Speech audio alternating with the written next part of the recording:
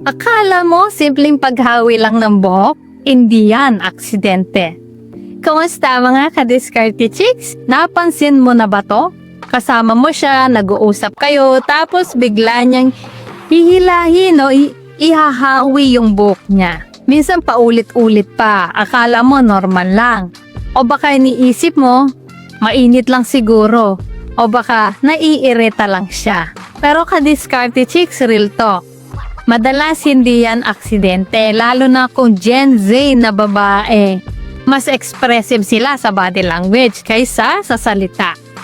At sa video na ito, tuturo ko sa iyo ang 5 na dahilan kung bakit niya hinihawi ang buhok niya sa harap mo at kung ano ang ibig sabihin nito sa attraction niya sa iyo. Pero bago po yan, i-comment mo muna kung taga saan ka para malaman ko naman po kung hanggang saan ang abot ng ating diskarteng usapan. At syempre huwag mo kalimutang i-like ang video na to, mag-subscribe at i-hit ang notification bell para lagi po kayong updated sa mga love tips natin tuwing may bagong upload. So, ready ka na ba? Tara, simulan na natin. So reason number 1, gusto niyang mapansin mo siya. Sa diskarte chicks, simple lang to. Ang paghawi ng buhok, isa yan sa pinaka-basic na paraan ng babae para makakuha ng atensyon. Isipin mo kapag ginawi niya yung buhok niya, automatic na-expose yung mukha niya, leeg niya, minsan collarbone pa. At alam mo ba, sa psychology ng attraction, yung leeg ng babae ay isa sa pinaka-sensual na parte ng katawan. Hindi man niya sinasabi pero ang ginagawa niya is parang sinasabi niya na, tignan mo ko. Lalo na kung ginagawa niya to habang nakatingin sa'yo. Hindi na yan coincidence, ka-diskarte chicks. So reason number 2, nervous siya sa'yo in a good way. Ito medyo subtle. Kapag ang babae ay attracted, hindi yan laging confident. Minsan kinakabahan din sila. At isa sa mga signs ng nervous energy, self-touching behavior. Kasama na dyan yung paghawi ng buhok, paglaro ng buhok, at paghawak sa muka. So, kapag kausap mo siya, tapos parang hindi mapakali sa buhok niya, hindi ibig sabihin no na bored siya. Posible kinikilig siya sa'yo pero hindi niya alam kung paano i-handle. So reason number 3, gusto niyang magmukhang mas attractive sa paningin mo. Ka-diskarte chicks, tandaan mo to.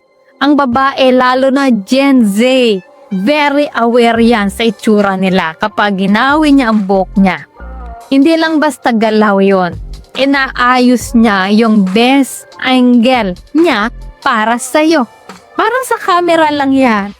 May anggulo na mas flattering at kapag ginagawa niya to habang kausap ka, ibig sabihin gusto niyang magustuhan mo siya. Hindi siya mag-effort kung wala siyang pakialam sa'yo. So reason number 4, teasing kung pinapansin mo siya. Ito ang medyo advanced, ka-diskarte chicks. Minsan hindi lang siya nagpapakita ng tinetest ka niya habang hinahawi niya yung buhok niya. Sinisilip niya kung titingin ka ba, magre-react ka ba, o mapapansin mo ba siya. Kasi ganito ang mindset ng babae. Kung gusto niya ako, mapapansin niya to. So kapag wala kang reaction, pwedeng isipin niya, ay, hindi siya interested. Pero kapag napansin mo, kahit subtle lang, boom, plus points ka agad. So reason number 5, komportable siya sa'yo. Ito ang pinaka-importante sa lahat. Kapag ang babae ay hindi komportable sa'yo, hindi siya maglalabas ng ganitong klase ng body language. Pero kapag ginahayaan niyang maging natural siya, inahawi niya buhok niya, nagiging relax siya, ibig sabihin, safe siya sa presence mo. At ka-diskarte chicks, walang attraction kung walang comfort. So, kahit hindi pa siya totally attracted, pero komportable na siya, malaking step na yon. Ka-diskarte chicks, dagdag kaalaman lang ha. Ang Gen Z na babae, mas expressive sa body language, subtle hints at non-verbal cues. Hindi sila laging diretso magsabi ng gusto kita, pero ipaparamdam nila at isa na nga dyan yung simpleng paghawi ng buhok. Maliit na bagay pero may ibig sabihin. So paano ka dapat mag-react? Ngayon, eto ang tanong. Anong gagawin ko pag ginagawa niya to? Simple lang, kadiskarte chicks. Huwag kang OA. Hindi mo kailangan sabihin na, uy, ang sexy mo pag ginahawi mong buhok mo. Masyadong try hard, instead, subtle eye contact. Ngiti lang. And continue the conversation. Let her feel na napansin mo pero hindi ka desperado. So kadiskarte chicks, sa susunod na may babaeng inihawi ang buhok niya sa harap mo, huwag mong i-ignore dahil baka may ibig na siyang iparating sa'yo. Tanong ko sa'yo, naranasan mo na ba to? Anong ginawa mo? Comment mo sa baba. Gusto kong marinig ang kwento mo at kung gusto mo pa ng ganitong klaseng content, yung tinuturo ko sa'yo kung paano basahin ang galaw ng babae. Like, share at subscribe ka na at Diskarte Chicks. Dahil dito, hindi lang tayo basta lalaki. Nagiging lalaking may diskarte. So, ayan mga ka-Diskarte Chicks, sana ay may natutunan po kayo sa video natin ngayon.